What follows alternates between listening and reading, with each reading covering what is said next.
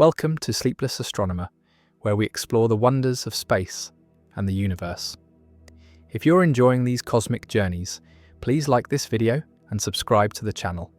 We post new videos every single day, so you can tune in whenever you want to learn about the cosmos. And we'd love to hear from you in the comments. Let us know where in the world you're watching from. We always enjoy connecting with fellow space enthusiasts around the globe. Now let's begin tonight's journey through the universe. What comets are really made of? Comets have captivated human imagination for millennia, appearing in the sky as ghostly visitors with long tails that stretch across the heavens. Ancient civilizations often viewed them as omens or messengers from the gods. But these cosmic wanderers are not supernatural phenomena. They're physical objects composed of specific materials that reveal the history of the solar system's formation. Understanding what comets are made of means understanding some of the most pristine, unchanged matter left over from the birth of our planetary system billions of years ago. The core of every comet is its nucleus, a solid chunk of ice and rock that can range from a few hundred meters to tens of kilometers across. In 1950, astronomer Fred Whipple proposed what became known as the dirty snowball model of comets, suggesting that comet nuclei were mixtures of ice and dust. This model has proven remarkably accurate, though modern observations have revealed that comets might be better described as icy dirt balls. They contain more rock and dust than Whipple initially thought, sometimes with dust making up 50% or more of their mass. The ice in a comet is primarily water ice, frozen solid at the incredibly cold temperatures found in the outer solar system. But comets contain more than just frozen water. They also harbour other volatile compounds, substances that evaporate at relatively low temperatures. Carbon monoxide ice exists in comet nuclei, freezing at temperatures even lower than water. Carbon dioxide, frozen into dry ice, is abundant in many comets. Methane, ammonia, formaldehyde, methanol, and hydrogen cyanide have all been detected in comets, creating a chemical inventory that reads like an exotic mixture of the simplest molecules that carbon, nitrogen, and oxygen can form when combined with hydrogen. These volatile compounds exist as ices throughout the comet's interior when it's far from the sun, creating a porous, fluffy structure rather like hard frozen snow. The density of comet nuclei is remarkably low, typically less than water, around 0.6 grams per cubic centimetre.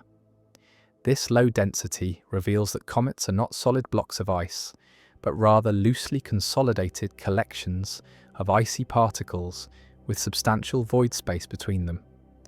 Picture a pile of snowballs loosely stuck together rather than a single solid block of ice, and you have a reasonable mental image of a comet's internal structure. Mixed throughout this icy matrix are dust particles, tiny grains of rock and organic material. These dust grains are incredibly small, typically measured in micrometers, smaller than the width of a human hair.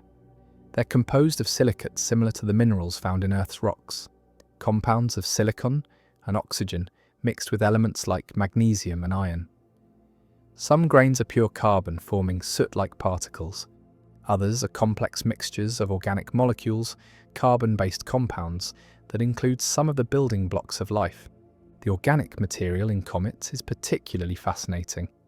When spacecraft have analysed comets up close, or when laboratories have examined samples collected from comet tails, they've found complex organic molecules, including amino acids, the building blocks of proteins, and nucleobases, components of DNA and RNA. These molecules don't indicate that comets harbour life, but they demonstrate that the chemical precursors necessary for life can form naturally in space and were present in the early solar system. Some scientists have proposed that comets bombarding the early Earth might have delivered substantial quantities of organic molecules and water, potentially contributing to the origins of life on our planet. The European Space Agency's Rosetta mission which orbited and studied comet 67P/Churyumov-Gerasimenko from 2014 to 2016, provided unprecedented detail about comet composition.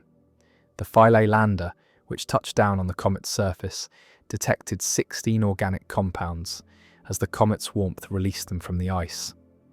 Among these were 4 compounds never before detected on a comet, including molecules that can act as precursors to amino acids.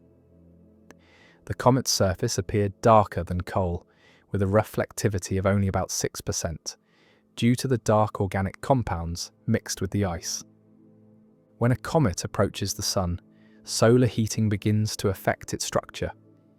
At distances beyond about 5 astronomical units, 5 times the Earth-Sun distance, roughly Jupiter's orbit, a comet remains frozen and inert. But as it moves closer, sunlight warms the surface. The most volatile ices, like carbon monoxide and carbon dioxide, begin to sublimate, transforming directly from solid to gas without passing through a liquid phase. This sublimation creates pressure beneath the surface, and when that pressure becomes strong enough, gas bursts through the surface, carrying dust particles along with it. These jets of gas and dust create the coma, the glowing atmosphere that surrounds the nucleus and makes the comet visible from Earth.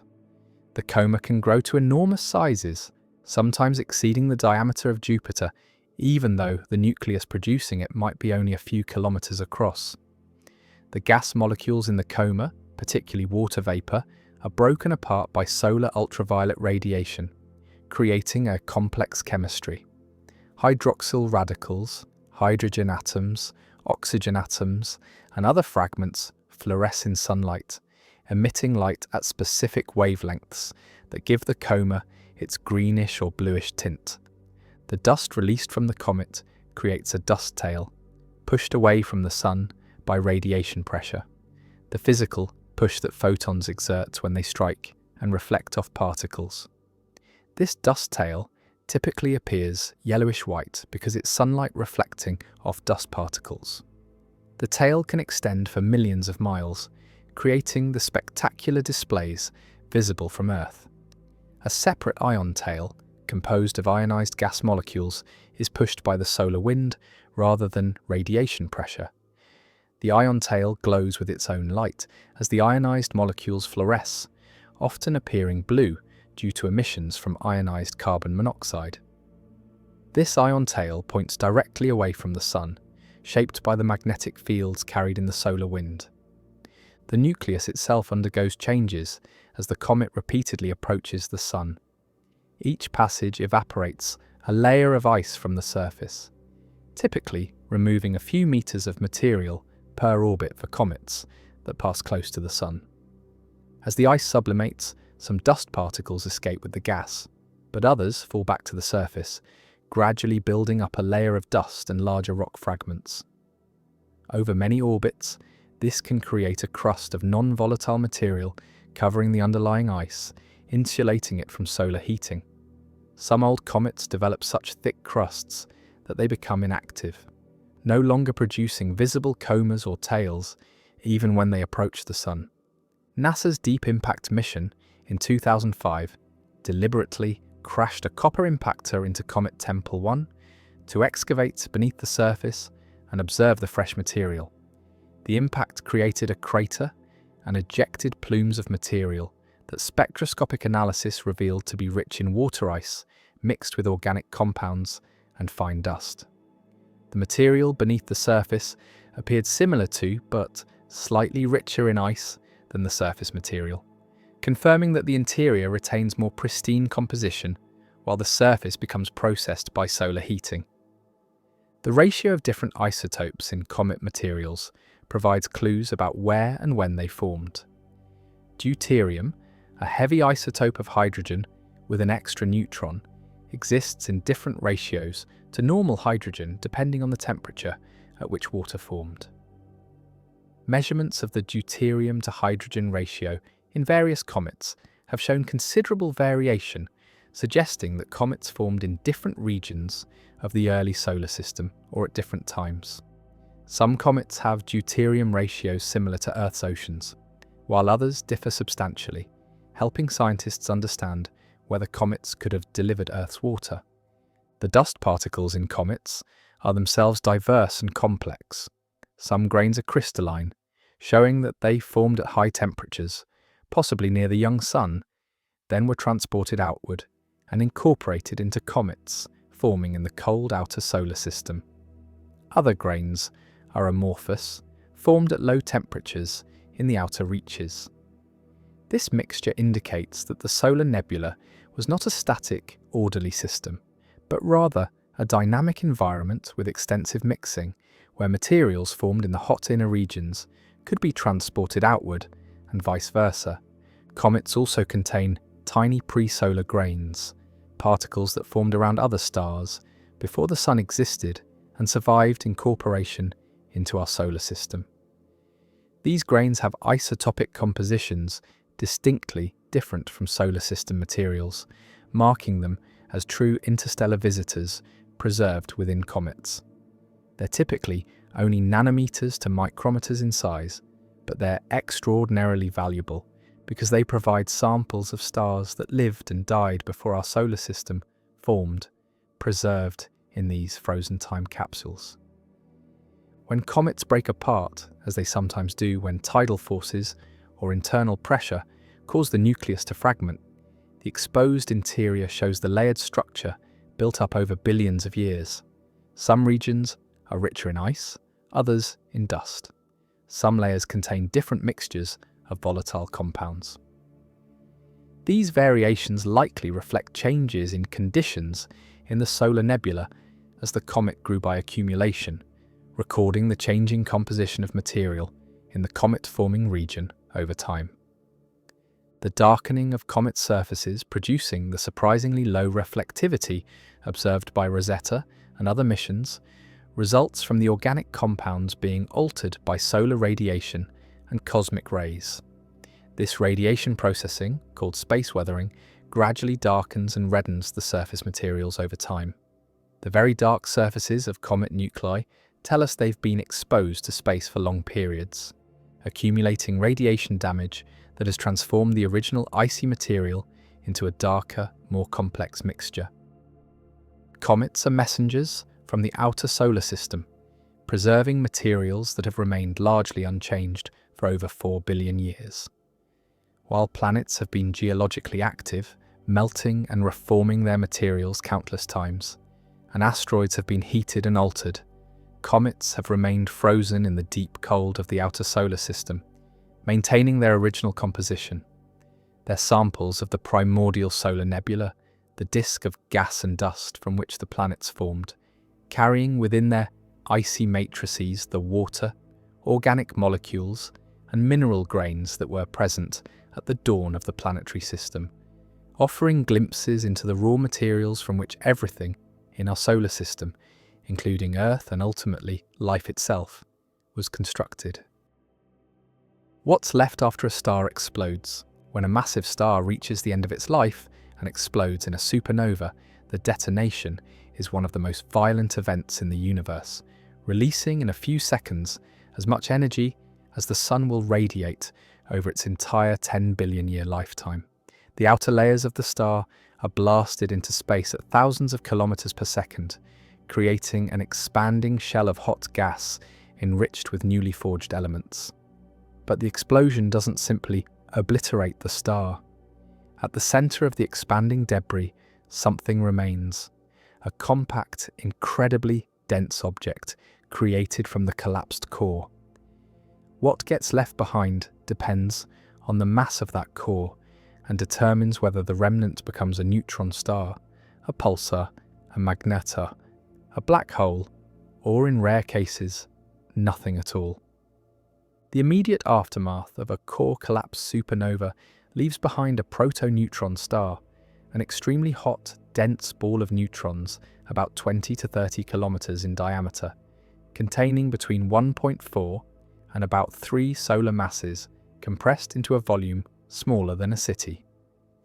The temperature at birth exceeds 100 billion degrees Celsius, making it one of the hottest objects in the universe. Over the next 10 to 20 seconds, the proto-neutron star cools by emitting enormous numbers of neutrinos, ghostly particles that barely interact with matter but carry away 99% of the supernova's energy. As the proto-neutron star cools and stabilizes over minutes to days, it becomes a neutron star, a stellar remnant held up against further collapse by neutron degeneracy pressure, the quantum mechanical resistance of neutrons being compressed too closely together. The density is extraordinary, about 500 million tons per cubic centimetre, comparable to compressing all of humanity into a volume the size of a sugar cube. A neutron star is essentially a single gigantic atomic nucleus, held together by gravity rather than the strong nuclear force. The structure of a neutron star is layered and complex. At the surface lies a thin atmosphere, only centimetres thick, composed of hydrogen, helium, or heavier elements, depending on the star's history. Below this lies the outer crust, about a kilometre thick, where matter exists as a crystalline lattice of atomic nuclei, extremely neutron-rich nuclei unlike any found on Earth, embedded in a sea of electrons. These nuclei become increasingly neutron-rich with depth, containing far more neutrons than protons. Deeper still, at the interface between outer and inner crust, neutrons begin to drip out of nuclei, creating a neutron superfluid that coexists with the nuclear lattice. A superfluid is a state of matter with zero viscosity. It flows without any resistance whatsoever, a quantum mechanical phenomenon that can only occur at extremely low temperatures or extremely high densities. In neutron stars, despite the enormous temperatures by human standards, the density is so extreme that superfluidity occurs. The inner crust, extending to about 10 kilometers depth, consists of increasingly exotic arrangements of nuclei and superfluid neutrons. Computer simulations predict that nuclei might arrange into cylindrical rods, flat plates, or even more complex three-dimensional structures, nicknamed nuclear pasta, because of their resemblance to spaghetti, lasagna, and other pasta shapes. This nuclear pasta might be the strongest material in the universe, billions of times stronger than steel. Below the crust lies the outer core, where nuclei dissolve entirely into a uniform liquid of neutrons, with a small admixture of protons and electrons to maintain electrical neutrality. Both the neutrons and protons exist in superfluid and superconducting states respectively. The protons form a superconductor, where electrical currents can flow without resistance.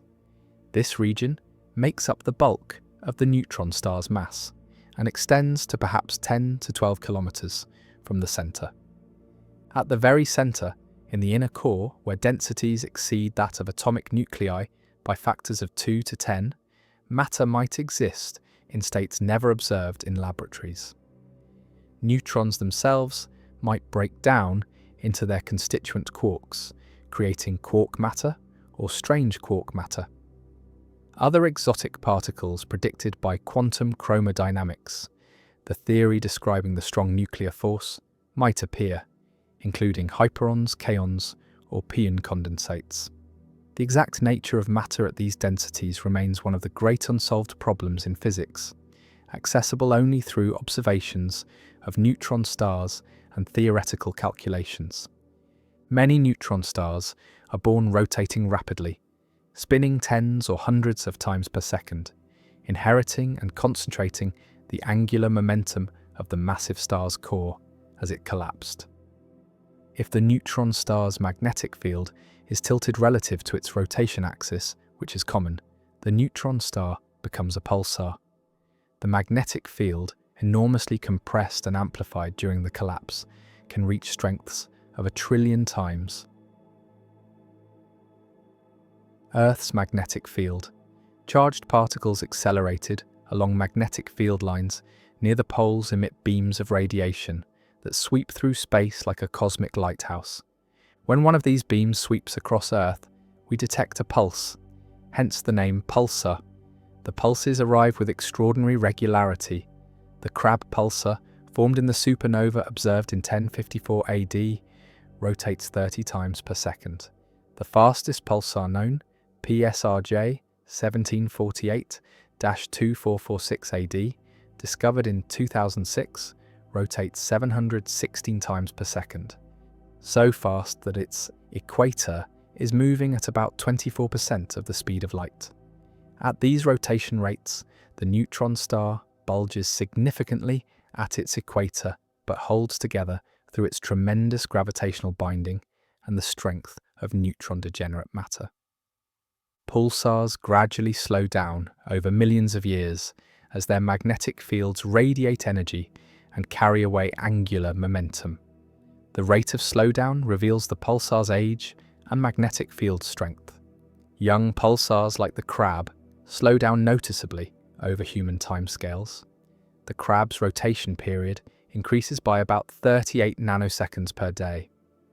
Old pulsars slow down much more gradually and eventually become too slow to generate detectable pulses, though the neutron star continues existing as a dark, cooling ember. Some neutron stars are born with even stronger magnetic fields, up to 1,000 times more intense than typical pulsars, reaching magnetic field strengths of 10 to the 15th Gauss. These objects are called magnetars, and they're the strongest magnets in the universe. At these field strengths, quantum mechanical effects become important. The vacuum of space itself becomes polarized by the magnetic field, affecting how light propagates. Atoms become elongated into needle-like shapes.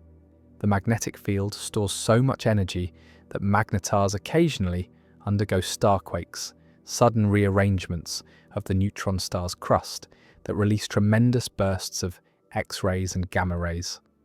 The magnetar SGR 1806-20 released a giant flare in 2004 that briefly saturated instruments across the solar system, despite being 50,000 light-years away. Not all neutron stars become pulsars. If the magnetic field happens to be nearly aligned with the rotation axis, the beams don't sweep across our line of sight, and we don't see pulses. These objects, often called radio-quiet neutron stars, or simply isolated neutron stars, are much harder to detect. They can only be found through their thermal emission. They're hot enough, at temperatures of a few million degrees, to emit X-rays. The Hubble Space Telescope and X-ray observatories have identified several dozen of these isolated neutron stars, though many more certainly exist undetected. Binary systems where a neutron star has a companion star create unique situations. If the companion is a normal star and the orbit is close enough, the neutron star's gravity can pull material from the companion. This material spirals inward through an accretion disk, heating to millions of degrees and emitting intense X-rays before crashing onto the neutron star's surface. These X-ray binaries can be incredibly luminous, sometimes outshining entire galaxies in X-rays. The infalling material also carries angular momentum, spinning up the neutron star. Over millions of years, an old, slow-spinning pulsar can be recycled into a millisecond pulsar, rotating hundreds of times per second, rejuvenated by mass transfer from its companion. When two neutron stars orbit each other, they form a binary neutron star system. Objects like the Hulse-Taylor binary, discovered by Russell Hulse and Joseph Taylor in 1974, which earned them the 1993 Nobel Prize in Physics. These systems emit gravitational waves, ripples in spacetime that carry away orbital energy. As they lose energy, the neutron stars spiral closer together. Eventually, after millions or billions of years, they merge in a catastrophic collision. The merger produces intense gravitational waves, events that LIGO and other gravitational wave observatories have detected, along with a kilonova, a spectacular explosion that creates heavy elements like gold and platinum through rapid neutron capture. The merger of two neutron stars can produce different outcomes depending on the total mass. If the combined mass is below about 2.2 to 2.9 solar masses, the exact threshold remains uncertain. The merger might create a more massive neutron star, though one that's likely unstable and will soon collapse. If the total mass exceeds this threshold, the merger immediately creates a black hole, with no stable neutron star phase at all. The LIGO detection in 2017, designated GW170817, appears to have created either a hypermassive neutron star that collapsed within seconds or a black hole directly. If the collapsing core of a supernova exceeds about 2.2 to 3 solar masses, again, the exact threshold depends on the poorly known equation of state of nuclear matter, neutron degeneracy pressure cannot halt the collapse. Nothing known in physics can support the core against its own gravity. The collapse continues, compressing matter to infinite density at a point called a singularity, surrounded by an event horizon from which nothing can escape. The stellar remnant becomes a black hole. The supernova explosion might proceed normally, leaving a black hole at the center of the expanding debris. Or if the core is sufficiently massive, the collapse might be so catastrophic that it swallows the infalling material before an explosion can develop, creating a black hole with little or no visible supernova, a so-called failed supernova. Stellar mass black holes created from supernova typically contain 5 to perhaps 20 solar masses. They're invisible except through their gravitational effects and the radiation from material falling into them. In X-ray binary systems, black holes reveal themselves through the extremely energetic X-rays emitted by infalling material, distinguishable from neutron star systems by the absence of pulsations and by the inferred mass. Anything above 3 solar masses cannot be a neutron star and must be a black hole. Some supernova types leave nothing behind at all.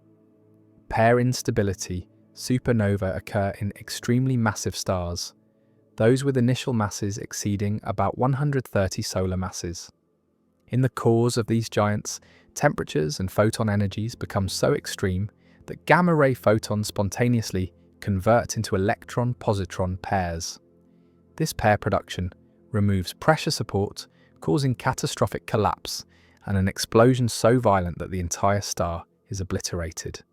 No neutron star, no black hole, just an expanding cloud of debris. These explosions were more common in the early universe, when stars could grow more massive due to lower metallicity, but they might still occur in regions with primordial composition. The observable supernova remnant, the expanding shell of gas and dust, evolves over thousands to tens of thousands of years. Initially, the blast wave plows through the surrounding interstellar medium at thousands of kilometers per second, creating a hot, shock-heated region. The Crab Nebula, the remnant of the 1054 supernova, is still expanding at about 1,500 kilometers per second. The pulsar at its center powers the nebula's glow, creating a wind of relativistic particles that illuminate the expanding gas. Older supernova remnants like the Cygnus Loop, about 10,000 years old, have expanded to hundreds of light years across. The blast wave has slowed to tens of kilometers per second, and the shock is transitioning from adiabatic expansion, where the remnant retains its heat, to radiative expansion, where the shocked gas cools and radiates energy away, creating the delicate filaments visible in optical and X-ray images. Eventually, after perhaps 100,000 years, the remnant merges with the surrounding interstellar medium, its expansion slowing to match the general motion of gas in the galaxy. The enriched material, oxygen, carbon, silicon, iron, and other elements forged in the star and the explosion, mixes into interstellar clouds.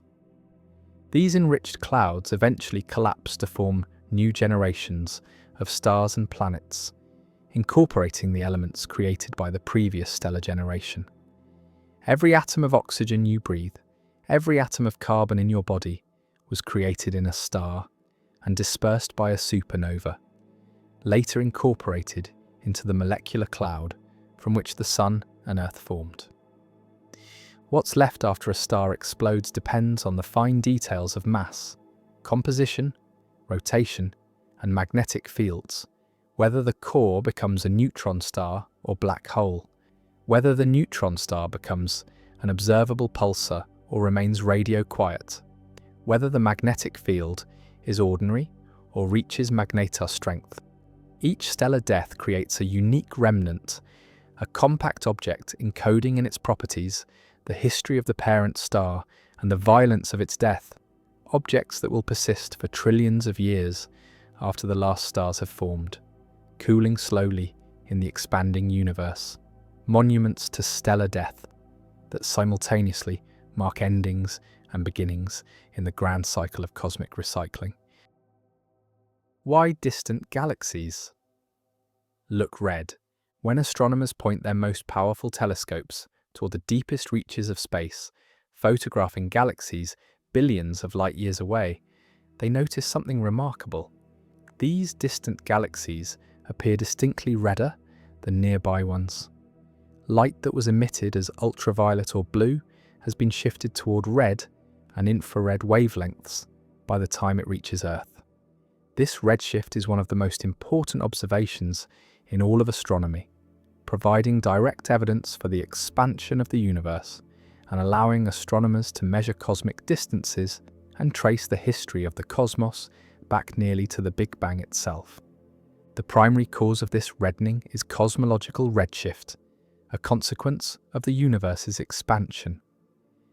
This phenomenon was first observationally established by Edwin Hubble in 1929, though the theoretical groundwork had been laid by several physicists, including Alexander Friedmann and Georges Lemaitre, who independently developed solutions to Einstein's equations of general relativity that predicted an expanding universe. Hubble observed that distant galaxies showed spectral lines, the characteristic fingerprints of elements absorbing or emitting light at specific wavelengths, shifted toward longer, redder wavelengths. Moreover, he found that more distant galaxies showed larger redshifts, establishing what became known as Hubble's law. The recession velocity of a galaxy is proportional to its distance. The expansion of the universe is not like objects moving through space, it's space itself that's expanding. Imagine the universe as the surface of a balloon with galaxies painted on it. As you inflate the balloon, the surface stretches and the distance between any 2 points on the surface increases. The galaxies themselves don't move through the rubber. The rubber itself expands, carrying the galaxies apart. This is fundamentally different from regular motion through space, and it's this expansion of space that creates cosmological redshift. When a galaxy emits light, that light begins its journey through space toward Earth. The light consists of electromagnetic waves, oscillating electric and magnetic fields propagating through space. As the light travels, the space through which it's traveling is expanding. This expansion stretches the wavelength of the light. Imagine a wave painted on a rubber band. If you stretch the rubber band, the wave gets stretched too, its wavelength increasing. The same thing happens to light traveling through expanding space. Light that began as ultraviolet with a wavelength of 300 nanometers might arrive at Earth as visible red light with a wavelength of 600 nanometers if it has traveled through enough expanding space. The amount of redshift depends on how much the universe has expanded during the light's journey. Astronomers quantify this using the redshift parameter, represented by the letter Z. A redshift of Z equals 1 means the universe has doubled in size since the light was emitted. Wavelengths have stretched by a factor of 2.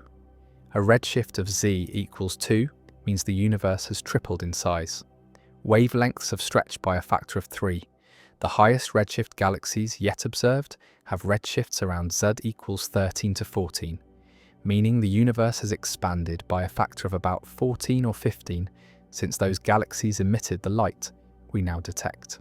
These galaxies existed when the universe was only a few 100 million years old, less than 3% of its current age.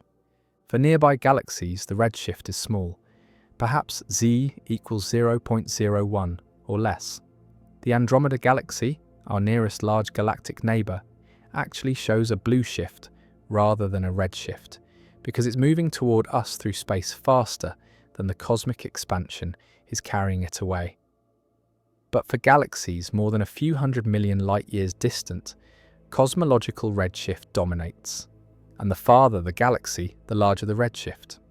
This relationship between distance and redshift allows astronomers to use redshift as a distance indicator. By measuring the redshift of spectral lines in a galaxy's light, they can calculate how far away it is and how long ago the light was emitted. A galaxy at Z equals 1 is seen as it was about 8 billion years ago, when the universe was roughly half its current age. A galaxy at Z equals 6 is seen as it was less than a billion years after the Big Bang, when the universe was still in its infancy and the first generations of stars were forming. Redshift affects all wavelengths equally, in terms of the stretching factor. Ultraviolet light gets stretched into visible light. Visible light gets stretched into infrared. Infrared gets stretched into far infrared and eventually into microwaves. For the most distant galaxies, light that was emitted in the ultraviolet, the signature of hot, young stars, arrives at Earth as infrared radiation. This is why infrared telescopes, like the James Webb Space Telescope, are so valuable for studying the early universe. They can detect the stretched light from the most distant galaxies, galaxies so far away that their visible light has been redshifted entirely out of the visible spectrum. There's another related effect that makes distant galaxies appear redder beyond just the stretching of wavelengths. As light loses energy through redshift, longer wavelengths mean lower energy. The apparent brightness of the galaxy dims. A galaxy at high redshift appears fainter than it would if there were no cosmic expansion. Additionally, the rate at which photons arrive is reduced. If a galaxy emits 1 photon per second toward Earth, but the universe doubles in size during the light's journey, those photons arrive spread out over 2 seconds because the space between them has been stretched. This reduces the detected brightness even further. The cosmic microwave background radiation provides the most extreme example of cosmological redshift. This radiation was emitted when the universe was 380,000 years old, at a temperature of about 3,000 Kelvin. At that temperature, matter emitted primarily visible and infrared radiation. The redshift since that time is about C equals 1,100, meaning the universe has expanded by a factor of 1,100. Wavelengths have been stretched by the same factor, so light that was visible orange or red has been stretched into microwave radiation. The temperature corresponding to this radiation has dropped by the same factor, from 3,000 Kelvin down to 2.7 Kelvin today. It's important to distinguish cosmological redshift from Doppler shift, though they're related and can sometimes be confused. Doppler shift occurs when a light source moves through space toward or away from an observer. An approaching object's light is blue shifted, compressed to shorter wavelengths, while a receding object's light is redshifted. This is the effect that changes the pitch of a siren as an ambulance approaches and then passes you. For galaxies with relatively small redshifts, say Z less than 0.1, cosmological redshift and Doppler shift give nearly identical results and can be treated interchangeably for many purposes. But for high redshifts, the distinction matters. Cosmological redshift is fundamentally about the expansion of space itself, while Doppler shift is about motion through space. Redshift also allows astronomers to study the history of cosmic expansion. By measuring redshifts of many galaxies at various distances and determining their distances through other methods, like standard candles, objects of known intrinsic brightness, astronomers can trace how the expansion rate has changed over cosmic history. These studies revealed one of the most surprising discoveries in modern cosmology. The expansion of the universe is accelerating. Saul Perlmutter, Brian Schmidt, and Adam Rees shared the 2011 Nobel Prize in Physics for this discovery, made by studying distant supernovae and measuring how their redshifts and distances deviated from what would be expected in a universe with constant or decelerating expansion.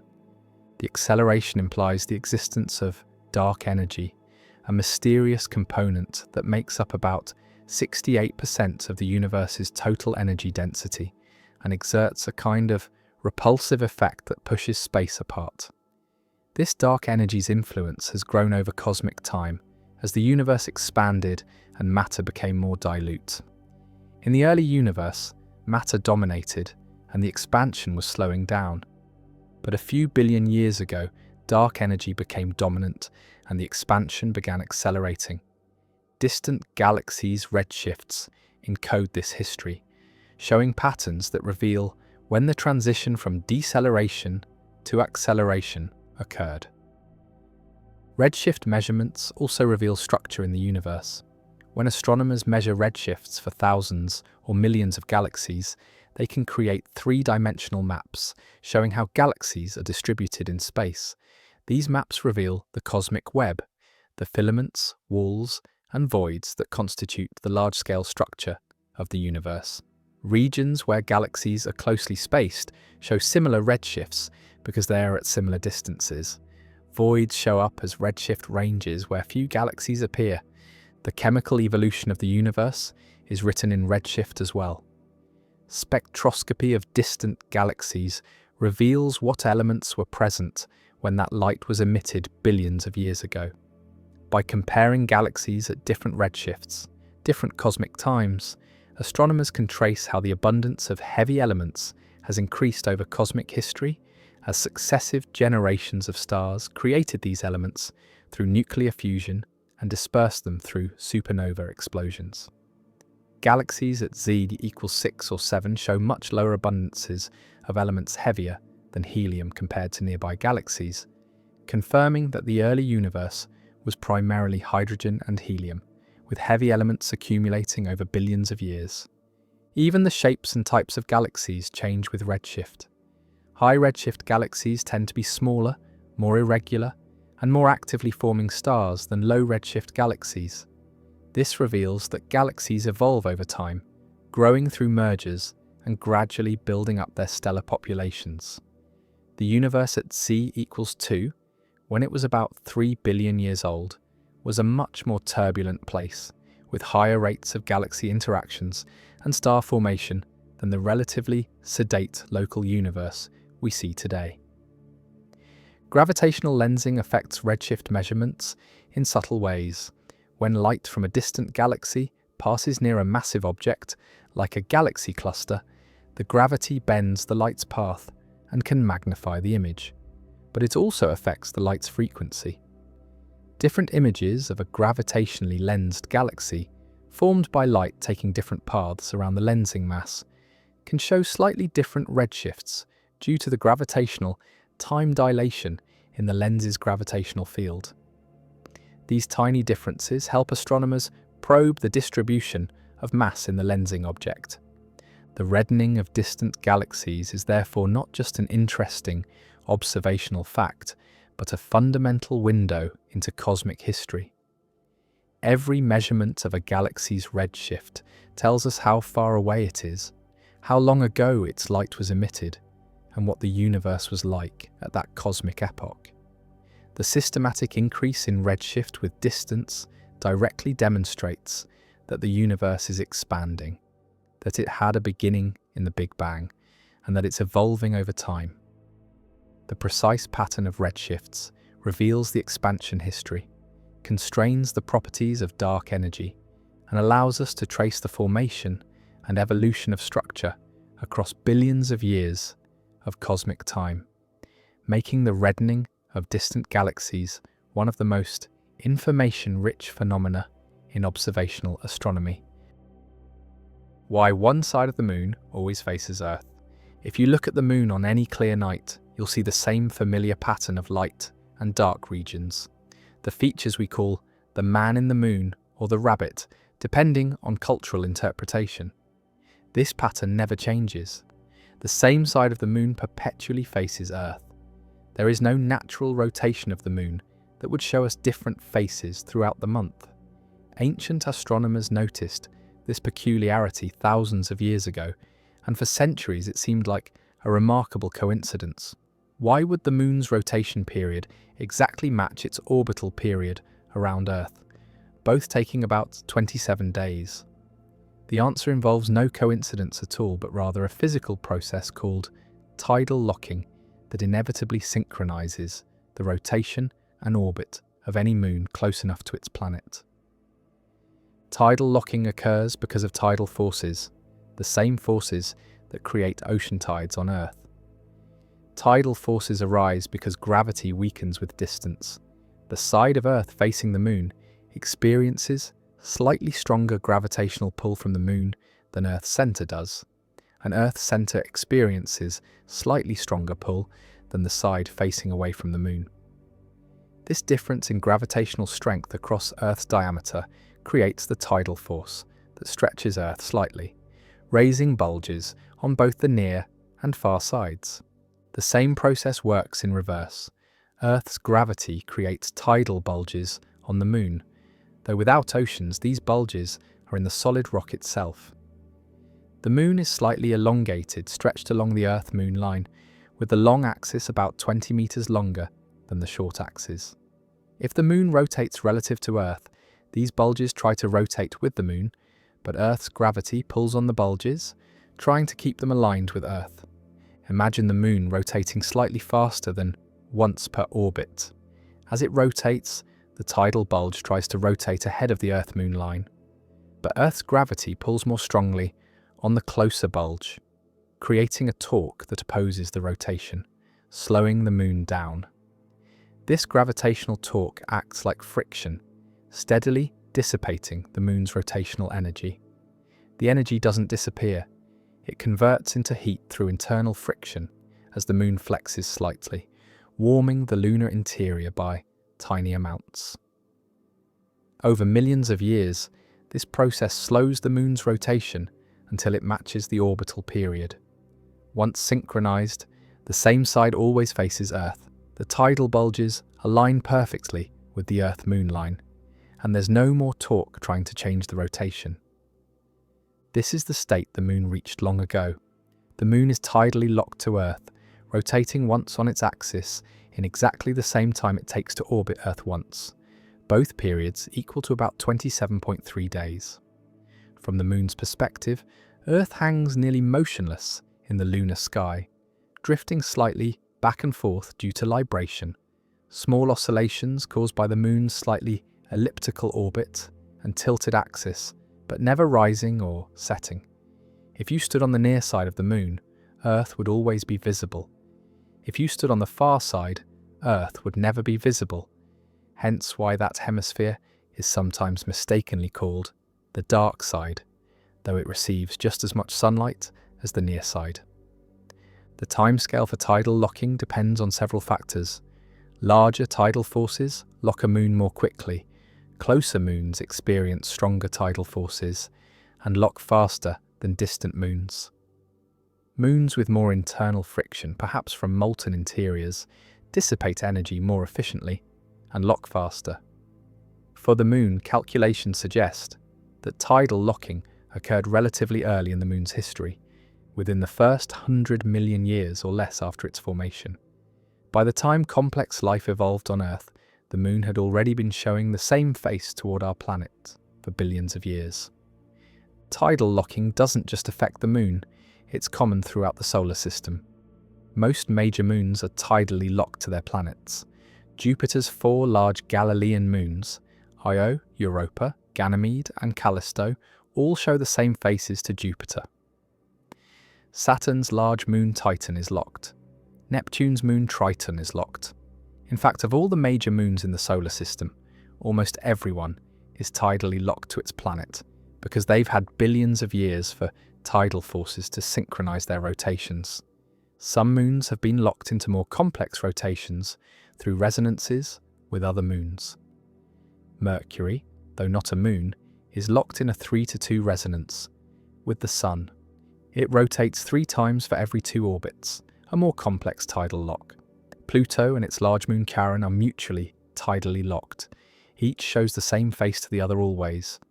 Pluto rotates once per orbit, and Charon orbits once per Pluto's rotation, so they're perpetually facing each other across their orbit. The tidal locking process also affects Earth, though much more slowly because Earth is more massive than the Moon. The Moon raises tidal bulges on Earth, primarily in Earth's oceans, creating the familiar ocean tides.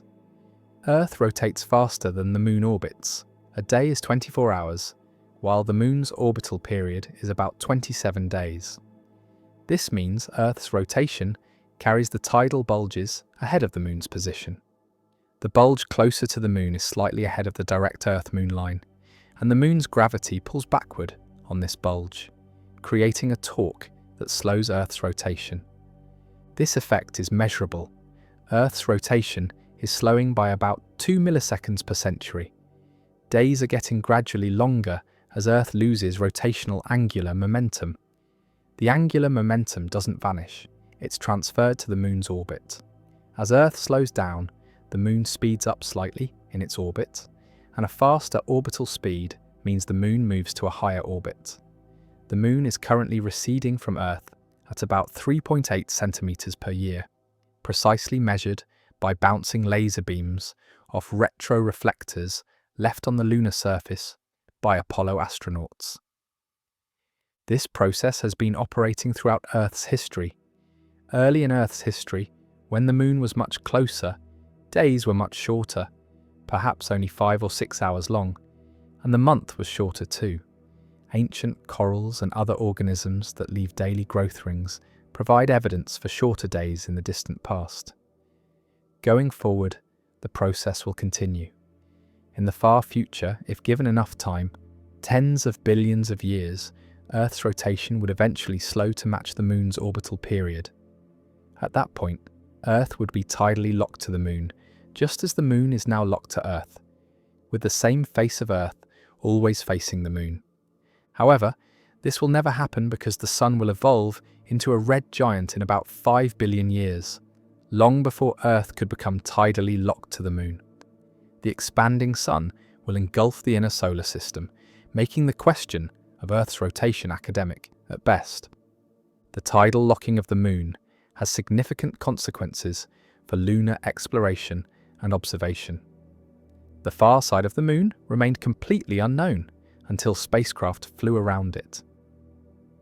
The Soviet Luna 3 probe in 1959 captured the first images of the far side, revealing a surface surprisingly different from the near side. The far side has many more craters and far fewer of the dark volcanic plains called Maria that dominate the near side's appearance. This asymmetry likely relates to the Moon's tidal locking. The near side experienced more volcanic activity, possibly because Earth's gravity affected the Moon's internal structure and thermal evolution. Communication with spacecraft on the lunar far side requires relay satellites because direct signals cannot reach Earth from there.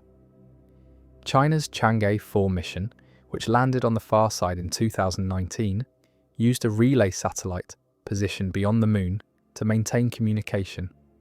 Future lunar bases on the far side would face this same communication challenge, requiring either relay satellites or cables running over the lunar surface to the near side.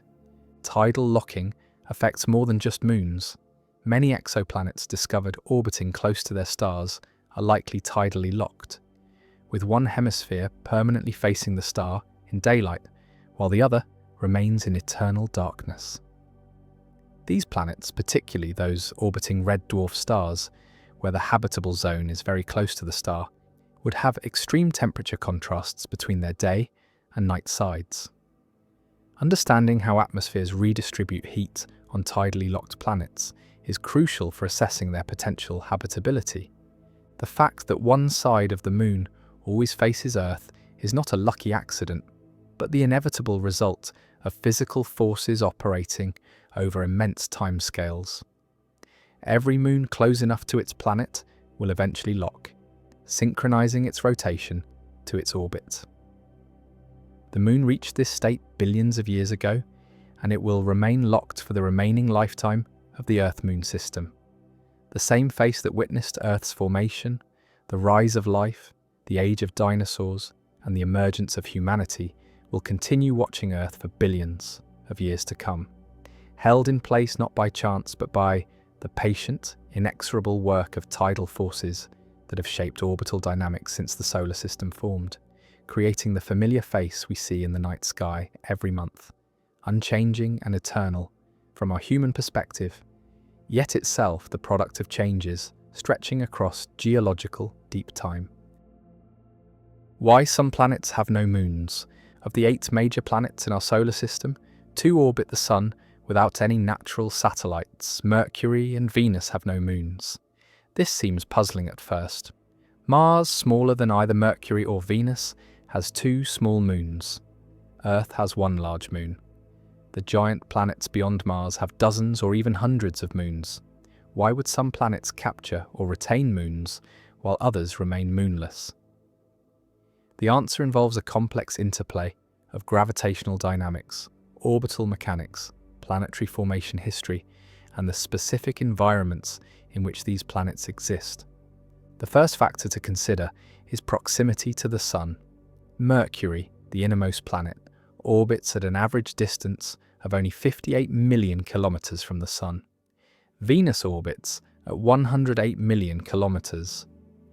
At these distances, the Sun's gravitational influence is overwhelming. For a moon to remain in a stable orbit around a planet, it must orbit within a region called the Hill sphere, the volume of space where the planet's gravity dominates over the Sun's gravity. The Hill sphere's size depends on the planet's mass and its distance from the Sun. The farther from the Sun, the larger the Hill sphere. The more massive the planet, the larger the Hill sphere. Mercury's Hill sphere extends only about 175,000 kilometers from the planet, less than half the distance from Earth to our Moon. Venus's Hill sphere is larger, extending about 1 million kilometers. But these regions are small compared to the Hill spheres of the outer planets. Earth's Hill sphere extends about 1.5 million kilometers. Jupiter's extends about 50 million kilometers. The small hill spheres around Mercury and Venus mean there's simply less space where a moon could maintain a stable orbit. But having a small hill sphere doesn't automatically prevent moon formation or capture. The real problem comes from tidal forces exerted by the Sun.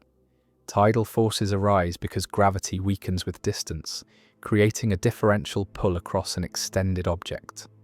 The Sun's tidal forces on a potential moon of Mercury or Venus would be much stronger than the tidal forces experienced by moons of more distant planets, simply because these inner planets are so close to the Sun. These solar tides compete with the planet's own gravity for control of the moon's orbit. Over time, solar tidal perturbations can destabilize a moon's orbit, causing the orbit to become increasingly elliptical or inclined. Eventually, the moon might either crash into the planet, drift away into an independent orbit around the Sun, or get ejected from the system entirely. The closer the planet is to the Sun, the stronger these destabilizing effects become.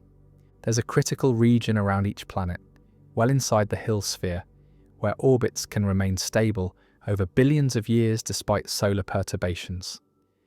This region is typically only about 1/3 to 1/2 the radius of the Hill sphere. For Mercury, this stable region extends perhaps only 60,000 to 80,000 kilometers from the planet. For Venus, perhaps 300,000 to 500,000 kilometers. Any moon orbiting farther out would likely be stripped away by solar tides over geological time. But this raises another question. Why didn't small moons form or get captured in these inner stable regions? To understand this, we need to consider how moons form in the first place. There are 3 primary mechanisms: co-formation, where the moon forms from the same disk of material as the planet; capture, where the planet's gravity snares a passing object; and giant impact, where debris from a massive collision coalesces into a moon. The giant impact hypothesis explains Earth's moon. About 4.5 billion years ago, a Mars-sized object called Theia collided with the young Earth. the impact ejected enormous amounts of material into orbit around Earth, and this debris quickly coalesced into the Moon. This mechanism requires specific conditions, a large impactor at the right velocity and angle. Mercury and Venus likely experienced giant impacts during the chaotic early solar system, but any moons formed from such impacts would face additional challenges. Mercury's proximity to the Sun means that debris from an impact would orbit in an environment where solar tides are extremely strong. Material orbiting Mercury would experience differential forces from the Sun that could prevent it from coalescing into a moon or could destabilize any moon that did form. Additionally, Mercury's slow rotation, it rotates once every 59 Earth days, means it couldn't have transferred much angular momentum to a moon through tidal interactions, which helps stabilize moon orbits over time. Venus presents a different puzzle. It's larger than Mercury, more massive, and farther from the Sun, with a correspondingly larger hill sphere and stable region. Venus should be able to retain a moon more easily than Mercury, yet Venus is moonless. Several theories attempt to explain this anomaly, and the answer might involve Venus's unique rotation. Venus rotates incredibly slowly. One Venusian day lasts 243 Earth days, and it rotates backward relative to its orbital motion, a condition called retrograde rotation.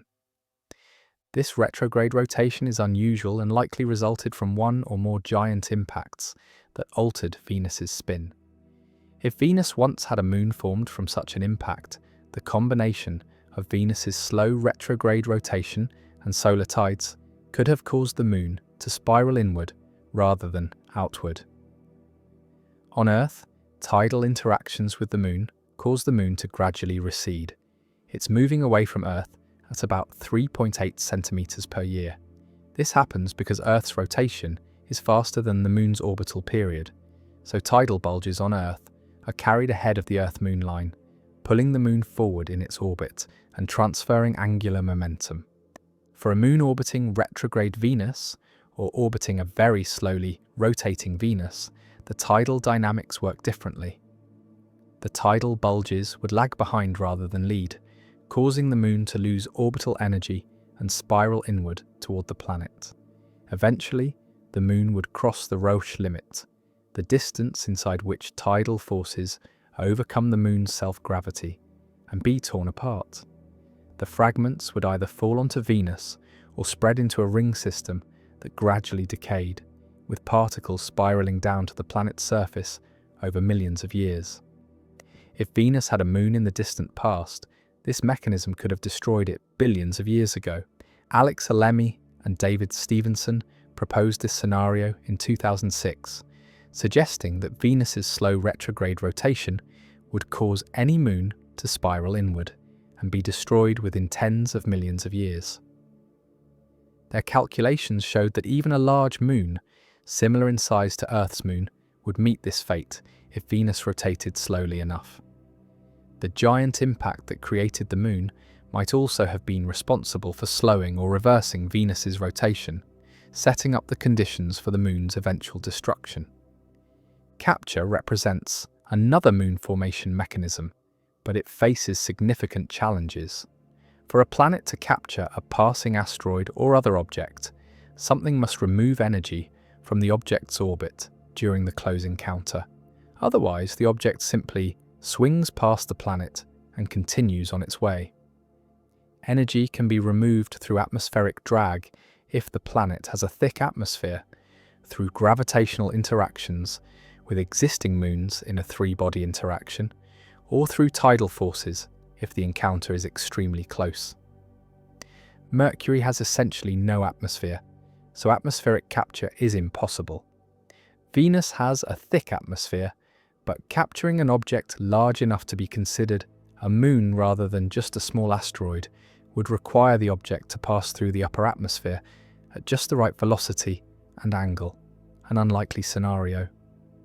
Mars's two small moons, Phobos and Deimos, might be captured asteroids, but they're tiny. Phobos is only about 22 kilometers across and Deimos about 12 kilometers. Mars likely captured them during the early solar system when more debris was available and orbital dynamics were more chaotic. For Mercury and Venus, the combination of their locations in the inner solar system, where fewer large objects were available for capture, and the difficulty of the capture process itself, meant that gravitational capture of moons was unlikely.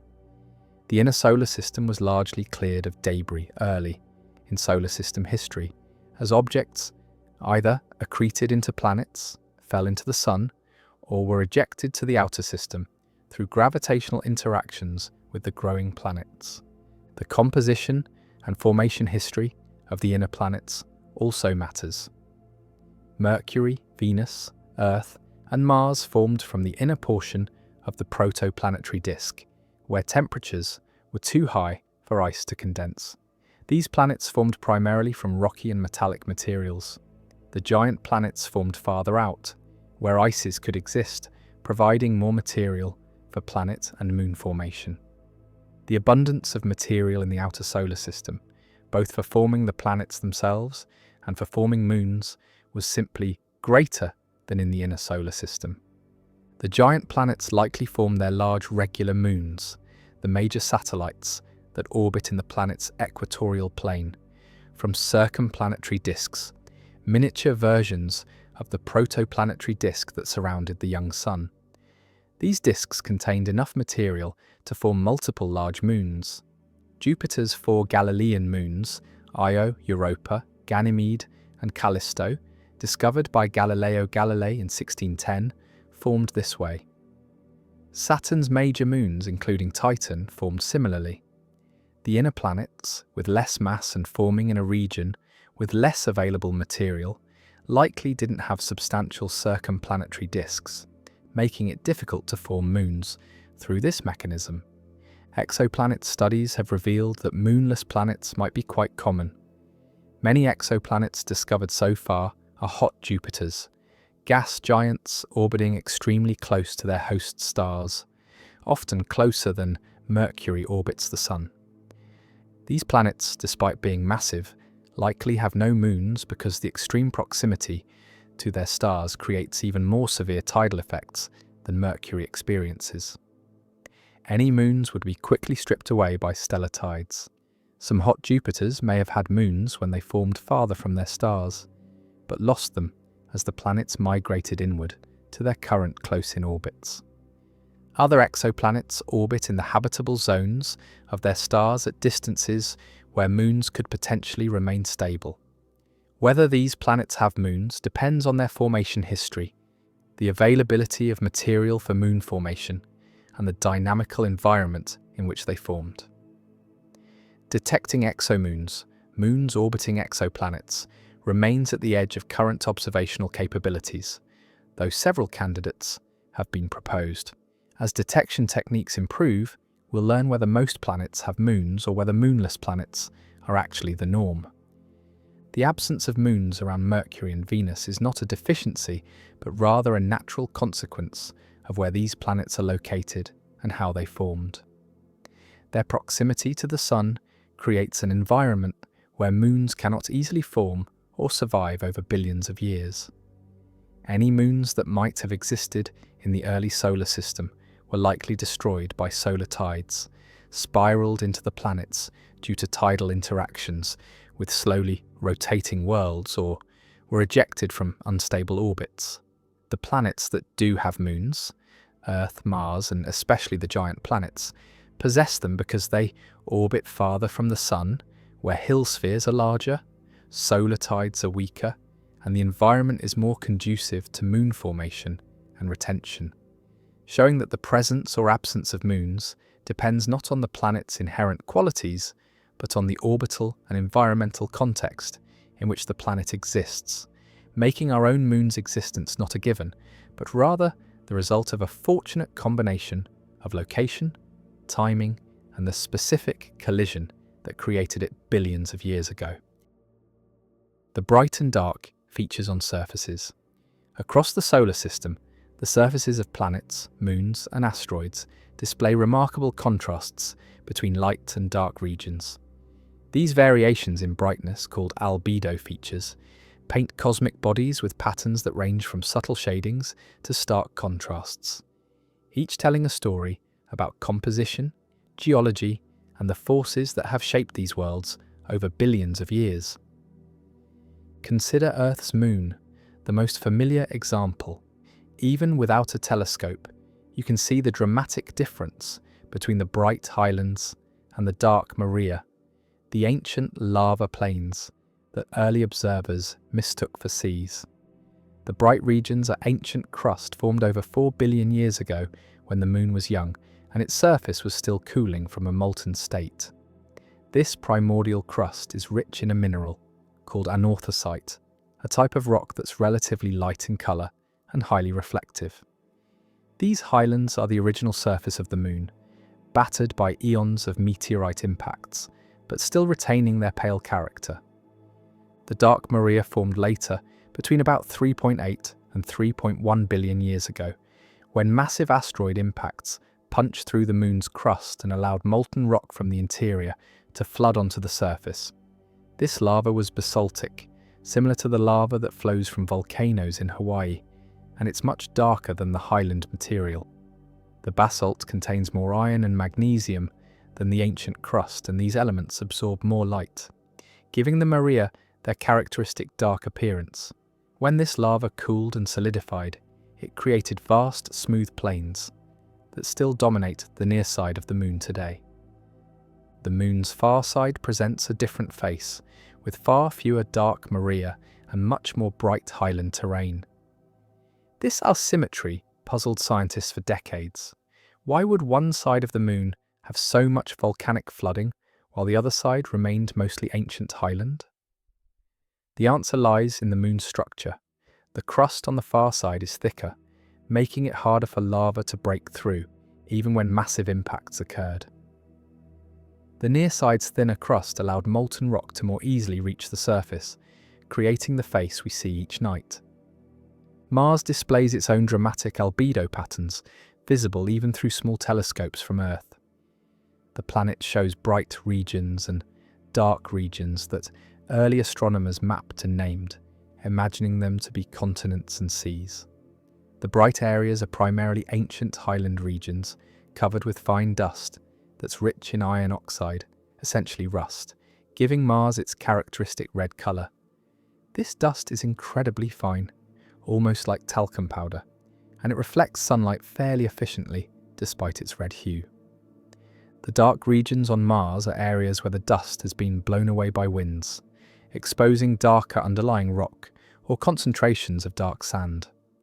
Some of these features change over time as seasonal winds redistribute dust across the planet's surface. During global dust storms, which can envelope the entire planet, the contrast between bright and dark features diminishes as everything gets covered in suspended dust. As the storm settles, the patterns gradually re-emerge, though sometimes in slightly different configurations than before. One of Mars's most prominent dark features is Syrtis Major, a broad shield volcano whose dark basaltic rock stands in stark contrast to the surrounding bright highlands. This feature was one of the first to be recognized on Mars and has been used for centuries to track the planet's rotation. The dark rock here is volcanic in origin, similar to the moon's Maria, and it resists being covered by the bright dust that blankets much of the planet. Mercury, the innermost planet, shows subtle but distinct albedo variations across its heavily cratered surface. The overall planet is fairly dark, reflecting only about 12% of the sunlight that hits it, making it one of the least reflective rocky bodies in the solar system. But within this generally dark surface, brighter and darker regions exist. Some craters have bright rays extending from them, where the impact that formed the crater excavated fresher material from beneath Mercury's space-weathered surface and scattered it across the surrounding landscape. The darker regions on Mercury include vast, smooth plains that, like the moon's Maria, formed when lava flooded the surface billions of years ago. But Mercury also has mysterious dark material that appears to have been deposited from volcanic eruptions in a more explosive fashion. This dark material, which may be rich in carbon or other volatile rich compounds, creates some of the darkest features on the planet's surface, appearing almost black in high-resolution images. Jupiter's moon Europa presents one of the most striking albedo contrasts in the solar system. The moon's surface is almost entirely water ice, but it's not uniformly bright. The cleanest ice is brilliantly white, reflecting nearly all the sunlight that touches it. But cutting across this bright surface are countless dark lines and streaks, forming patterns that remind observers of cracks in pack ice on Earth. These dark features are ridges and bands where the ice has fractured and material from beneath, perhaps salts, sulfur compounds, or organic molecules, has been exposed or deposited on the surface. Some of Europa's dark features appear reddish-brown, suggesting the presence of salts like magnesium sulfate or sodium chloride that have been altered by radiation from Jupiter's intense magnetic field. The radiation breaks apart molecules and creates new compounds, darkening and discoloring the surface materials over time. The brightest regions on Europa are thought to be the youngest, places where fresh ice has recently been exposed or deposited, while the darker, more discolored regions are older surfaces that have been exposed to radiation for longer periods. Saturn's moon Iapetus displays perhaps the most dramatic albedo contrast of any body in the solar system. One hemisphere is as bright as fresh snow, reflecting about 60% of incoming sunlight, while the other hemisphere is as dark as asphalt, reflecting only about 4%.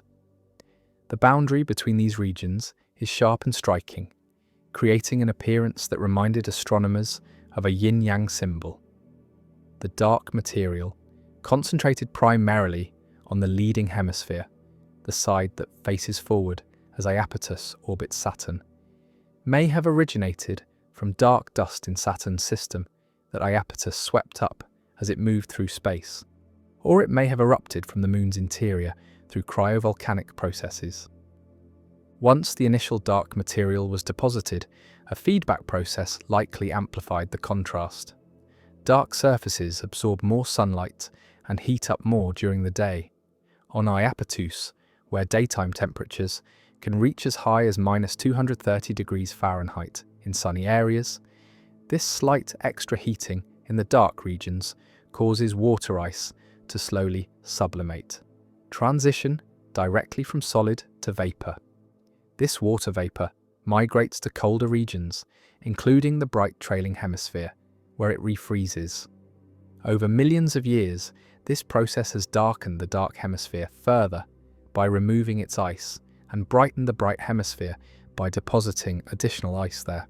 Pluto, visited by NASA's New Horizons spacecraft in 2015, revealed a surface of surprising complexity and dramatic albedo contrasts. The dwarf planet's most prominent dark feature, informally named Cthulhu Regio, is a vast region near the equator that appears deep red-brown in colour. This dark material is thought to be complex organic molecules called tholins, formed when ultraviolet light from the distant sun and cosmic rays interact with methane and nitrogen in Pluto's thin atmosphere. These molecules rain down onto the surface, accumulating over time and creating the dark coloration. Adjacent to this dark region lies Sputnik Planitia, a vast plain of bright nitrogen ice that forms the western lobe of Pluto's heart-shaped feature. This bright ice reflects much more light than the surrounding terrain. The contrast exists because nitrogen ice is relatively bright and because this region is geologically active. The ice is constantly churning in slow convection cells, bringing fresh material to the surface and preventing the accumulation of the dark organic compounds that colour other parts of Pluto. Asteroids show their own albedo variations, though measuring them requires careful observation. Some asteroids are quite dark, reflecting only 3 or 4% of the light that hits them. These are typically carbonaceous asteroids, rich in carbon compounds and hydrated minerals, making them among the darkest natural objects known. Other asteroids are much brighter, particularly those made primarily of metal or rocky silicates. The contrast between dark and bright asteroids tells scientists about their composition and helps trace them back to different regions of the early solar system where they formed. Even within a single asteroid, albedo features can exist. Some asteroids show bright spots that might be exposed fresh material where an impact has recently broken through a darkened, space-weathered surface layer. Others show variations that might indicate different minerals or rock types at the surface. The asteroid Vesta, one of the largest in the main belt, shows dramatic brightness variations across its surface, with some regions nearly twice as reflective as others. The process called space weathering affects the brightness of surfaces throughout the solar system. When cosmic rays, solar wind particles, and micrometeorites bombard a surface over time, they gradually darken it and change its reflective properties. Fresh surfaces, recently exposed by impacts or other processes, appear brighter. Ancient surfaces that have been exposed to space for billions of years generally appear darker and redder than they would if the same material were fresh. On the Moon, this space weathering creates the subtle variations in brightness visible within both the highlands and the Maria. The rays around young craters appear bright because the impact has excavated fresh material. Over hundreds of millions of years, these rays gradually fade as space weathering darkens the ejected material, causing it to blend in with the surrounding ancient terrain. Comets show extreme albedo contrasts as well. The nucleus of a comet, the solid body beneath the gas and dust, is among the darkest objects in the solar system, often reflecting only about 4% of incident light. This dark material is thought to be a mixture of organic compounds, similar to the tholins on Pluto, mixed with dust and ice. But when a comet approaches the Sun and begins to release gas and dust, it can develop bright areas where fresh ice is exposed and actively sublimating, creating jets of gas that appear much brighter than the surrounding dark nucleus. The study of albedo features requires careful measurement. Scientists use photometry to measure exactly how much light a surface reflects at different wavelengths. By comparing the brightness at different wavelengths, they can determine not just whether a surface is bright or dark overall, but what specific materials might be present. Iron-rich minerals absorb light differently than ice, which absorbs differently than sulfur compounds or organic materials. Each substance has its own spectral signature, revealed through its albedo characteristics. These patterns of light and dark across the surfaces of solar system bodies are not mere decoration.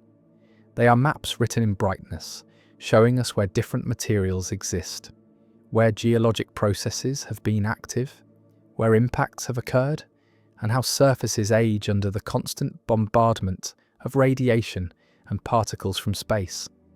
Every bright crater ray, every dark lava plain, every reddish streak of organic material tells part of the story of how these worlds formed and evolved, creating the complex and beautiful patterns we observe across the solar system. The different types of habitable planets. When astronomers speak of habitable planets, they often mean worlds similar to Earth, rocky planets with liquid water on their surfaces, orbiting at comfortable distances from sun-like stars. But the discovery of thousands of exoplanets over the past few decades has revealed that planetary systems come in astonishing variety, with planet types that don't exist in our solar system and orbital configurations that defy early expectations. This diversity suggests that habitability, the capacity to support life, might extend far beyond Earth-like worlds to encompass planet types that seem alien at first glance, yet might provide suitable conditions for life to emerge and thrive. Understanding the different types of habitable planets means expanding our definition of habitability beyond the familiar, to consider the full range of worlds where biology might find a foothold. Ocean worlds represent perhaps the most common type of potentially habitable planet. These are planets covered entirely or nearly entirely by deep oceans, with no dry land or only minimal landmass protruding above water. Earth itself is an ocean world to some degree, with about 70% of its surface covered by water, but true ocean worlds might have water covering 95 or even 100% of the surface, with global oceans potentially hundreds of kilometers deep. Such worlds might form beyond the snowline in their stellar systems, where water ice is abundant during formation, then migrate inward to warmer regions where the ice melts, creating global oceans. Life on ocean worlds might never develop terrestrial forms. Everything would evolve in water, from microscopic plankton to potentially large swimming organisms analogous to whales. Without land, there would be no forests, no land animals, no terrestrial plants. But aquatic life could still be extraordinarily diverse and complex. The key question for ocean worlds is whether photosynthetic life could evolve. Sunlight penetrates only the upper layers of water, so photosynthesis would be restricted to the surface zone. Below a certain depth, life would depend on organic matter sinking from above, or on chemical energy from hydrothermal vents on the ocean floor, much like deep-sea ecosystems on Earth. Extremely deep oceans present another challenge: high-pressure ice. At depths exceeding several hundred kilometers, pressure can become so intense that water freezes despite high temperatures, forming exotic ice structures called Ice 6, Ice 7, and other high-pressure phases that are denser than liquid water. A planet with oceans deep enough to reach these pressures would have a layer of exotic ice separating the liquid ocean from the rocky mantle below. This ice layer would prevent direct contact between water and rock, potentially limiting the availability of minerals and nutrients dissolved from rock that life might need. However, the ice itself might crack due to tidal forces or internal heat, allowing some exchange between the rocky interior and the ocean. Desert planets represent the opposite extreme, worlds where water is scarce, with most of the surface covered by deserts, sand dunes, or bare rock. These planets orbit closer to the inner edge of the habitable zone, where temperatures are higher and water is more likely to evaporate. Any water present might be concentrated in polar ice caps, in subsurface aquifers, or in rare oases where geological features trap moisture. Mars represents a partial example, a cold desert world where water exists mostly as ice or locked in minerals, with liquid water appearing only occasionally in specific locations. Life on desert planets would need extreme water conservation strategies. Organisms might be active only during rare rain events, spending most of their time dormant.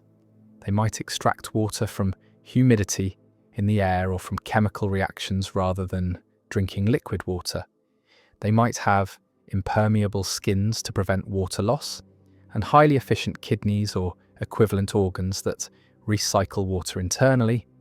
Plant analogues might photosynthesize only at night when temperatures drop and humidity rises, closing all pores during the day to prevent water loss. Despite the harsh conditions, life could potentially thrive in sheltered microenvironments, shaded canyons, caves where humidity condenses, or underground where water from ancient aquifers remains accessible. Eyeball planets emerge around red dwarf stars when planets become tidally locked, always showing the same face to their star, with one hemisphere in permanent daylight and the other in eternal darkness. The day side receives constant intense heating, potentially creating a hot desert. The night side, receiving no sunlight, freezes solid. But at the terminator, the boundary between day and night, a ring of habitable conditions might exist where temperatures remain moderate. This ring might harbour a circular ocean, the eyeball, surrounded by ice on one side and desert on the other, creating a narrow band where life could flourish. Life on eyeball planets would be restricted to this habitable ring, adapted to conditions that never change. No day-night cycle, no seasons, just constant twilight with the star permanently fixed at the horizon. Organisms might spread around the entire circumference of the planet along this habitable band, but they couldn't expand toward either pole. Moving toward the substellar point would lead to lethal heat. Moving toward the antistellar point would lead to frozen darkness. The planet's climate would feature constant winds, as air heated on the day side rises and flows toward the cold night side, creating atmospheric circulation patterns completely unlike Earth's weather. Super-Earths, rocky planets more massive than Earth, but less massive than Neptune, might be the most common type of habitable planet in the galaxy, despite having no analogue in our solar system. These worlds, with masses ranging from about 2 to 10 times Earth's mass, would have stronger surface gravity than Earth.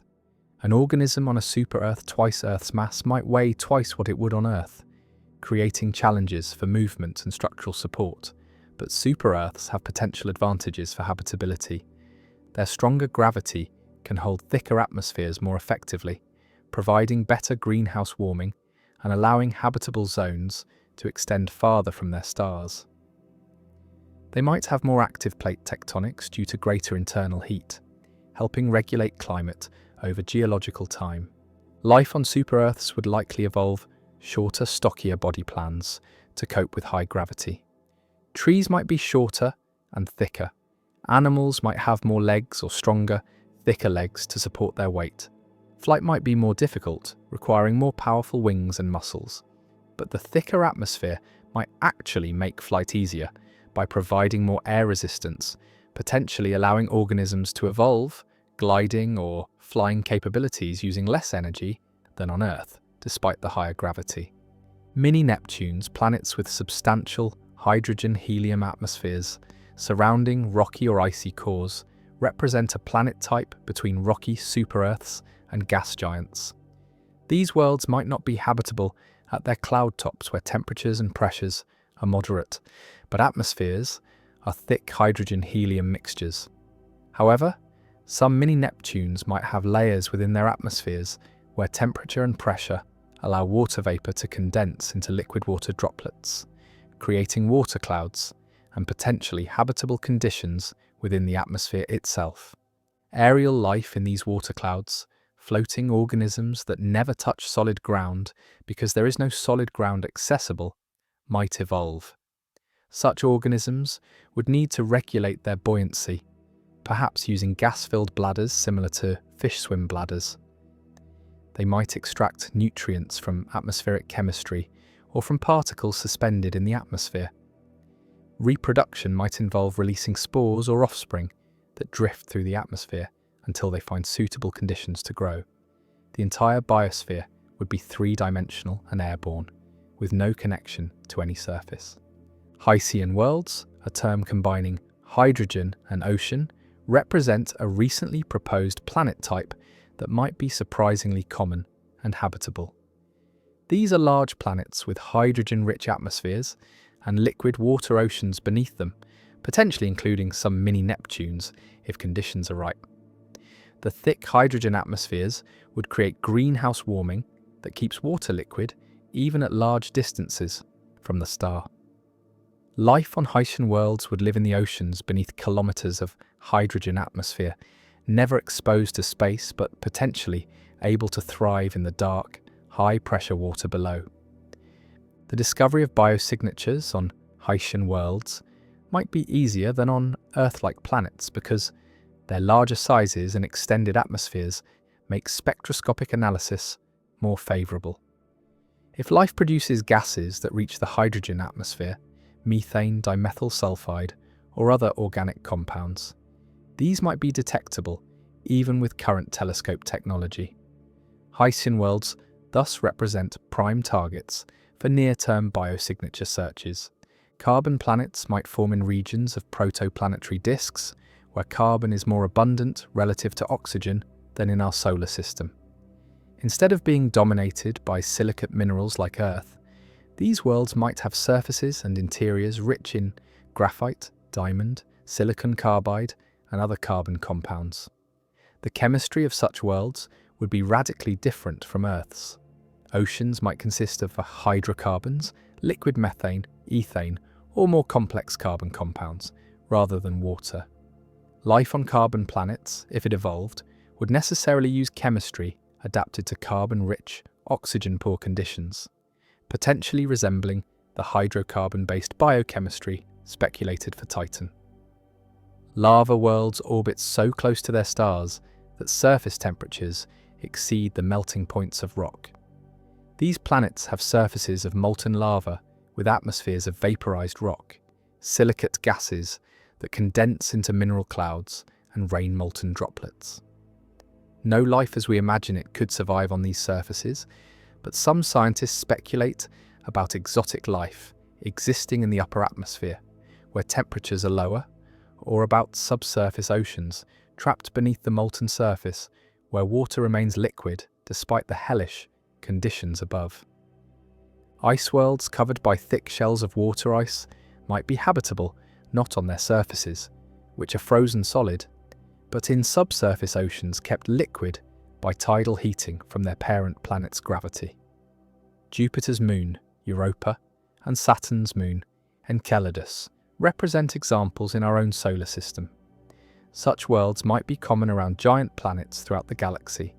The ice shell provides protection from radiation and impact, while the liquid ocean beneath could harbour extensive ecosystems based on chemical energy from hydrothermal vents rather than sunlight. These worlds would have dark biospheres, no photosynthesis, no dependence on their star, just chemosynthetic life, thriving in hidden seas. Rogue planets drifting through interstellar space with no star at all might still be habitable if they're massive enough to retain thick atmospheres that provide greenhouse warming through atmospheric pressure alone. A rogue Earth-mass planet with a very thick hydrogen atmosphere might maintain liquid water on its surface, despite receiving no starlight, heated only by residual internal radioactive decay and gravitational contraction.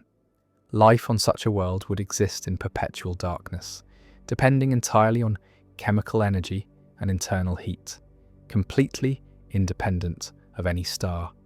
A truly alien biosphere that could drift for billions of years through the void between stars. Binary planet systems where two similarly sized worlds orbit their common center of mass, like Pluto and Charon but potentially both habitable, might create unique conditions. Tidal forces between the planets would generate internal heating. The planets would raise tides on each other. If both have atmospheres, atmospheric circulation might be affected by the nearby companion. Life might evolve on both worlds simultaneously, potentially following different evolutionary paths, or life might spread from one to the other via meteorite impacts that eject material-carrying microorganisms between the two worlds. Trojan planets sharing the same orbit around a star, positioned at stable Lagrange, 0.60 degrees ahead of or behind each other, might exist in some systems. These planets would orbit at the same distance from their star, but would see each other as bright points in the sky, visible like particularly bright stars. If both are habitable, civilizations might arise on both, potentially detecting each other's presence long before achieving space travel, since the neighbouring world would be so prominent in their sky. The different types of habitable planets extend far beyond Earth analogues to encompass ocean worlds with global seas, desert planets with scarce water, tidally locked eyeball planets with habitable rings, massive super-Earths with strong gravity, aerial biospheres in thick atmospheres, subsurface oceans beneath ice shells, hydrocarbon-based chemistry on carbon planets, and rogue worlds wandering starless through the galaxy. Each type presenting unique challenges and opportunities for life, each potentially harbouring biospheres as rich and complex as Earth's, despite being profoundly different in their physical conditions, demonstrating that the cosmos might contain not just one type of living world, but a vast diversity of habitable environments where chemistry, energy, and time have combined to create the extraordinary phenomenon we call life, scattered across countless worlds in forms we're only beginning to imagine. The invisible forces holding galaxies together. When you look at a photograph of a spiral galaxy, you see a beautiful pinwheel of stars, gas, and dust rotating around a central bulge.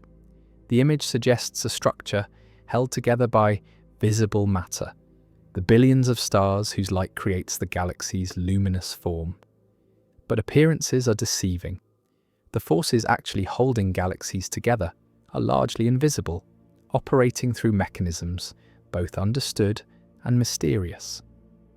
Gravity binds these cosmic structures, but most of the mass providing that gravity cannot be seen, cannot be detected except through its gravitational effects, and remains one of the deepest mysteries in astrophysics. The first clue that something invisible was holding galaxies together came from studying how stars move within them. In the 1970s, astronomer Vera Rubin conducted detailed observations of spiral galaxies, measuring the velocities of stars and gas clouds at various distances from the galactic centers. According to Newton's laws of motion and gravity, objects farther from the center of mass should orbit more slowly, just as Neptune orbits the Sun much more slowly than Mercury. The visible matter in galaxies is concentrated toward the center, with the brightness falling off dramatically in the outer regions. Based on this distribution of visible matter, stars in the outer parts of galaxies should be moving much slower than stars near the center. But that's not what Rubin found.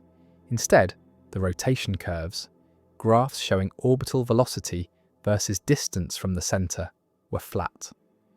Stars in the outer regions were moving just as fast as stars closer to the center, sometimes even faster. This could only mean one thing. There was far more mass in these galaxies than could be accounted for by visible stars, gas, and dust. This additional mass had to extend well beyond the visible disk, forming a massive spherical halo surrounding each galaxy. The nature of this dark matter remains unknown, but its gravitational effects are undeniable.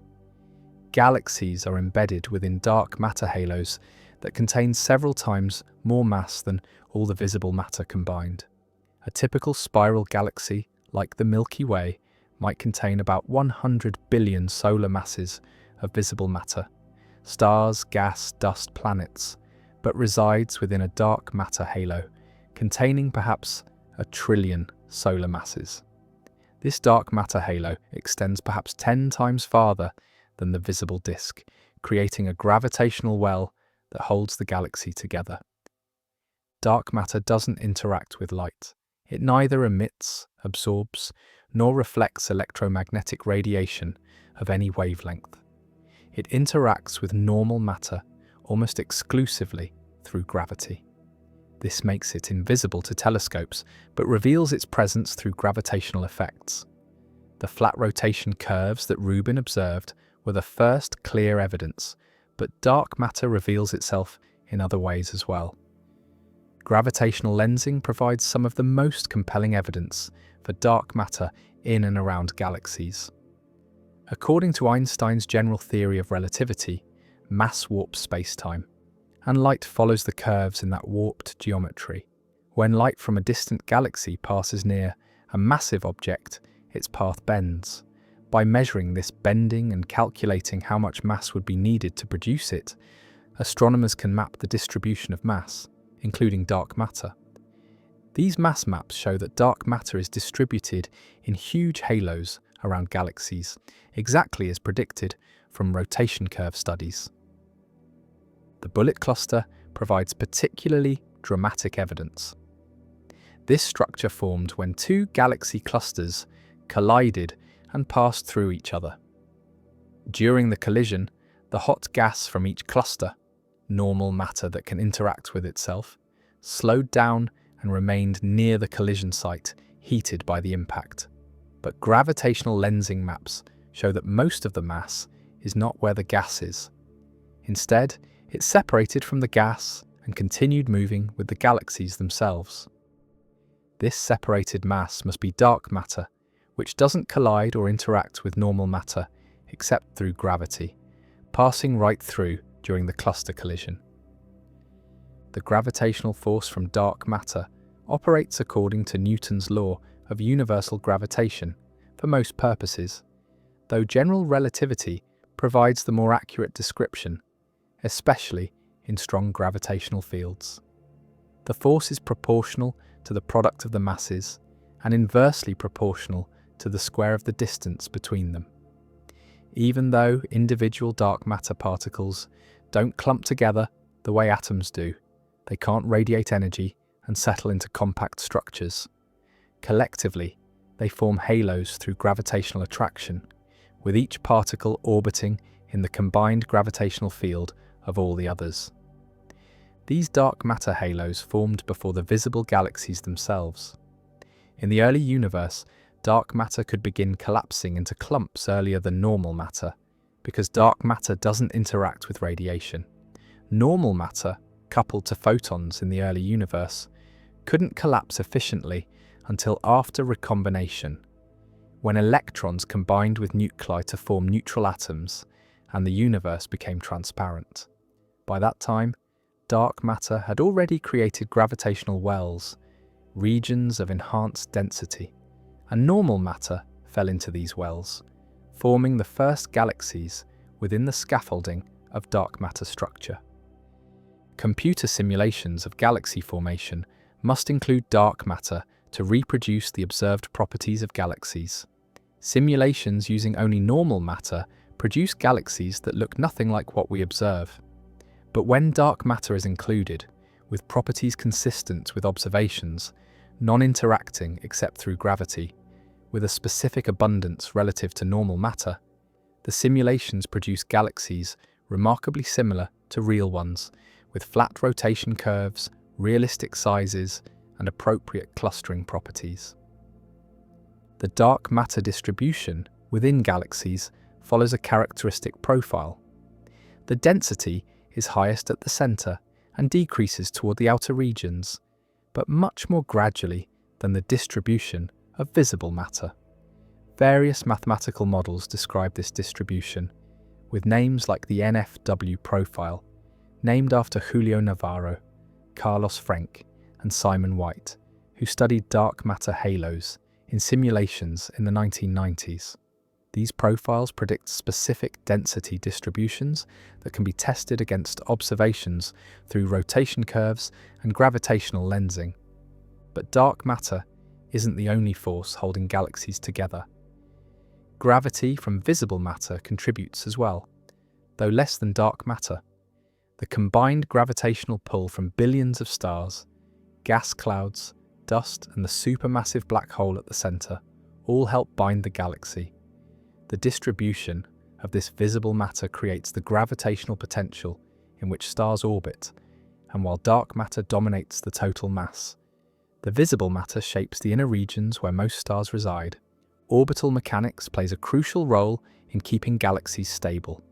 Each star orbits in the combined gravitational field of all other matter in the galaxy, both visible and dark. Stars don't simply circle the galactic center in perfect circles like planets orbiting the Sun. Their orbits are more complex, elliptical, and tilted at various angles, creating the three-dimensional structure of the galaxy.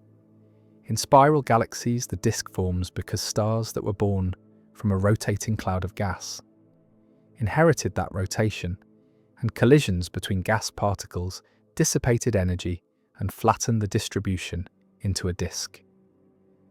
The supermassive black hole at the center of most galaxies contributes to holding the inner regions together, though its mass is typically small compared to the total galaxy mass, perhaps 0.1 to 1% of the bulge mass. The black hole at the center of the Milky Way, Sagittarius A star, contains about 4 million solar masses. While this is enormous by any terrestrial standard, it's tiny compared to the Milky Way's total mass of perhaps 1 trillion solar masses, including dark matter. The black hole's gravitational influence dominates only in the innermost few light years. Spiral density waves also play a role in galactic structure, though they're not forces holding the galaxy together in the same sense as gravity. These waves are regions of enhanced density that rotate through the disk, compressing gas and triggering star formation. The spiral arms we see are not fixed structures, with the same stars always in them, but rather patterns that rotate at a different speed than the stars themselves.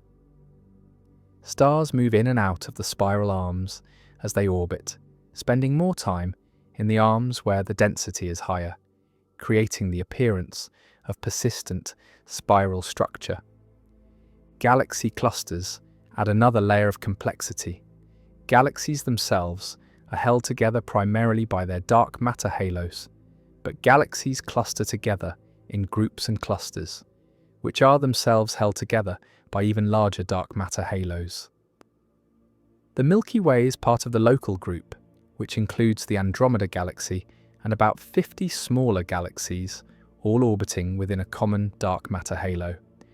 Galaxy clusters, like the Virgo cluster, contain thousands of galaxies within a massive dark matter halo containing quadrillions of solar masses. The dynamical state of galaxies, whether they're stable, expanding, or contracting, depends on the balance between kinetic and potential energy. If the kinetic energy of all the stars and gas exceeds twice the magnitude of the gravitational potential energy, the galaxy would be unbound and would eventually fly apart. The fact that galaxies remain bound over billions of years tells us that they're in virial equilibrium, a state where kinetic and potential energy are balanced according to the virial theorem. This relationship allows astronomers to estimate the total mass of galaxies from observations of how fast their contents are moving. Some alternative theories propose that dark matter doesn't exist, and that instead, our understanding of gravity needs modification. Modified Newtonian dynamics, or MOND, proposed by Mordechai Milgram in 1983, suggests that gravity behaves differently at very low accelerations, like those experienced by stars in the outer regions of galaxies. MOND can reproduce flat rotation curves without dark matter, but it struggles to explain other observations like gravitational lensing and the bullet cluster. Most physicists consider dark matter more likely to be a new type of particle rather than a modification of gravity, though the question remains open until dark matter is directly detected or conclusively ruled out. The search for dark matter particles continues in laboratories around the world. Experiments deep underground attempt to detect rare interactions between dark matter particles and normal matter. Other experiments search for signals of dark matter particles annihilating with each other or decaying into detectable particles. The Large Hadron Collider attempts to create dark matter particles in high-energy collisions. So far, no experiment has definitively detected dark matter particles, but each null result constrains the possible properties of dark matter, narrowing the possibilities. The invisible forces holding galaxies together operate on timescales of hundreds of millions to billions of years. A star near the Sun's position in the Milky Way takes about 225 million years to complete one orbit around the galactic center.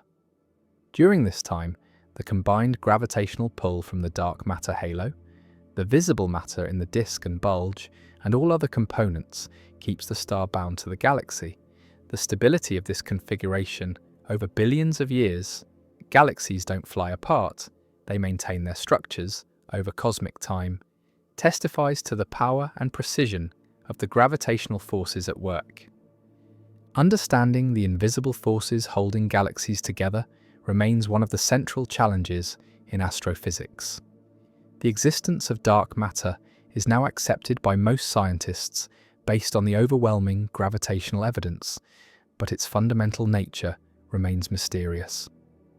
Whether it consists of weakly interacting massive particles, axions, primordial black holes, or something entirely unexpected, dark matter's gravitational pull provides the invisible glue that holds galaxies together, shapes their structure, determines their evolution, and creates the cosmic web of large-scale structure that defines the universe on the largest scales, making dark matter's invisibility one of the most tantalizing mysteries in science, a substance that makes up most of the universe's mass, but reveals itself only through the ancient and universal force of gravity that governs the motion of everything, from falling apples to orbiting galaxies.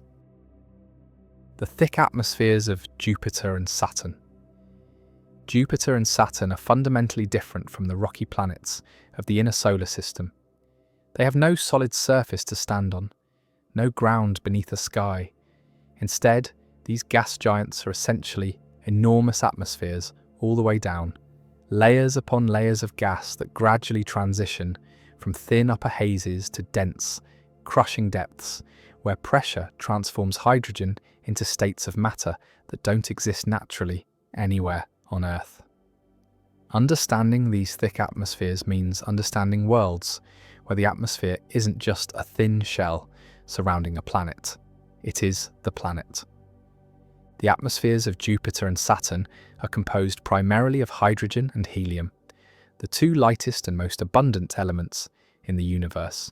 Jupiter's atmosphere is about 90% hydrogen and 10% helium by number of molecules, with trace amounts of methane, ammonia, water vapor, and other compounds making up less than 1%. Saturn has a similar composition, though with slightly less helium, about 96% hydrogen and 3% helium, with the missing helium thought to have settled deeper into the planet's interior over billions of years. This composition mirrors the composition of the Sun and the primordial solar nebula from which the planets formed, marking these giants as worlds that captured and retained their original atmospheres from the planet-forming disk. The visible clouds we see when we look at Jupiter and Saturn exist in the uppermost layers of these atmospheres, in a region where temperatures and pressures allow various compounds to condense into droplets and crystals. On Jupiter, the highest cloud layer consists of ammonia ice crystals forming at temperatures around -150 degrees Celsius, where ammonia gas freezes into white ice. These ammonia clouds give Jupiter's zones, the bright bands that circle the planet, their brilliant white appearance. Below this ammonia layer, at slightly higher temperatures and pressures, ammonium hydrosulfide forms another cloud deck, creating brown and tan colours. Deeper still, water ice and liquid water droplets form clouds, though these are rarely visible from above, hidden beneath the overlying layers. Saturn's cloud structure is similar but more subdued. The planet appears more uniformly golden tan because a high-altitude haze of unknown composition partially obscures the underlying cloud layers. This haze may consist of complex organic molecules called tholins, created when ultraviolet light from the Sun breaks apart methane molecules in the upper atmosphere, allowing the fragments to recombine into larger, more complex hydrocarbons. These organic hazes absorb blue light and scatter red and yellow light, giving Saturn its characteristic buttery colour. The temperatures in these atmospheres change dramatically with depth. At the cloud tops, where pressure is similar to Earth's atmospheric pressure at sea level, temperatures on Jupiter hover around -145 degrees Celsius. On Saturn, they're even colder, around -180 degrees Celsius, because Saturn is nearly twice as far from the Sun and receives less solar heating. But as you descend into these atmospheres, temperatures rise rapidly. The increase comes partly from the Sun's heat that has been absorbed and transported downward, but more significantly from the planet's internal heat. Both Jupiter and Saturn emit more energy than they receive from the Sun. Jupiter radiates about 1.7 times as much energy as it absorbs from sunlight, while Saturn radiates about 1.8 times as much. This extra energy comes from the planet's interiors. Jupiter is still slowly contracting under its own gravity, a process that converts gravitational potential energy into heat through a mechanism called Kelvin-Helmholtz contraction, named after the physicists Lord Kelvin and Hermann von Helmholtz, who described this process in the 19th century. Saturn has an additional heat source. Helium is slowly separating from hydrogen in its interior and sinking toward the center, releasing gravitational energy as it falls. Much like rain falling through Earth's atmosphere releases energy. This internal heat drives powerful convection in the atmospheres. Warm gas rises from the depths, cools as it rises and expands, then sinks back down to be heated again. This convection creates enormous circulation cells that organize the atmospheres into the distinctive banded patterns visible on both planets. Rising gas forms the bright zones, where fresh ammonia ice crystals condense and create white clouds. Sinking gas forms the darker belts, where descending motion prevents cloud formation and allows us to see deeper into the atmosphere, where darker compounds and higher temperatures exist. The winds on Jupiter and Saturn are among the strongest in the solar system. Jupiter's equatorial region rotates faster than the rest of the planet, with winds reaching speeds of about 360 kilometers per hour, roughly 225 miles per hour. Saturn's equatorial winds are even more extreme, racing along at up to 1,800 kilometers per hour, over 1,100 miles per hour, making them the fastest planetary winds in the solar system. These winds are organized into jet streams, narrow bands of fast-flowing gas that separate the zones and belts. The jet streams are remarkably stable, maintaining their positions and speeds for decades or longer. The Great Red Spot on Jupiter is perhaps the most famous atmospheric feature in the solar system. This enormous storm, large enough to swallow 2 or 3 Earths, has been observed continuously since at least 1830, and possibly as far back as the 1660s, when early telescope observers noted a large spot on Jupiter. The storm is an anticyclone, rotating counterclockwise in Jupiter's southern hemisphere, with winds at its edges reaching 400 kilometers per hour. The storm's longevity remains somewhat mysterious. On Earth, hurricanes dissipate within days or weeks when they move over land or cooler water, but the Great Red Spot has persisted for centuries. Its stability likely comes from the fact that Jupiter has no solid surface to create friction and slow the winds, and the storm may draw energy from the smaller storms it absorbs, and from the temperature difference between the warm interior and cold upper atmosphere. Saturn hosts similar, but generally smaller and shorter-lived storms.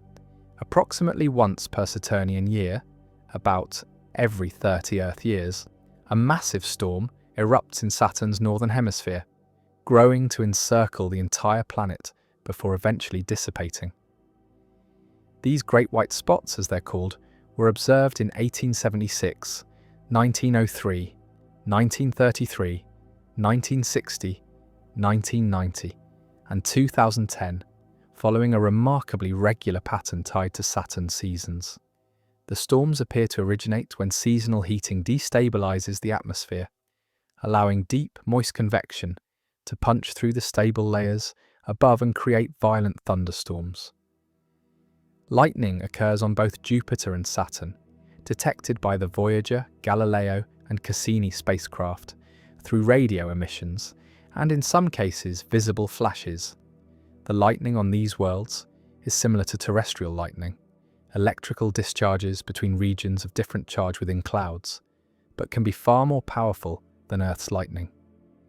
Individual lightning bolts on Saturn have been measured at up to 1 million times more powerful than typical lightning on Earth.